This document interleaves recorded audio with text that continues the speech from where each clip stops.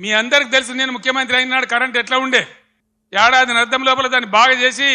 రెప్పపాటు second part current పోకుండా రాష్ట్రంలో అన్ని వర్గాలకు కరెంట్ ఇచ్చినాం 24 గంటలు రైతులకు ఫ్రీ కరెంట్ వచ్చింది రైతు బంధు వచ్చింది కరెంటు కరోనా వచ్చి కాటేస్తే కూడా నేను వేరే ఏవో ఆపినా కానీ రైతు బంధు ఆపలే వ్యవసాయం జరగాలి గ్రామాలు నిలబడాలి రైతాంగం నిలబడాలని కరోనా వచ్చి బాధ పెట్టినా ఖజానాల డబ్బులు లేకున్నా అప్పో సప్పో చేసైనా సరే రైతు బంధు ఆపలే ఇలాగా రైతు బంధు అయ్యే శాతం అయితే లేదా కేసీఆర్ జర్ర ఇటు ముఖం మలగంగానే కట్క బంద్ చేసినట్టు కరెంటు బంద్ అవుతుందా మేము చేసిన దాన్ని 9 ఏళ్ళు ఇచ్చిన దాన్ని ఈ చవడ దద్దమ్మలకు ఇయ్యస్తలేదా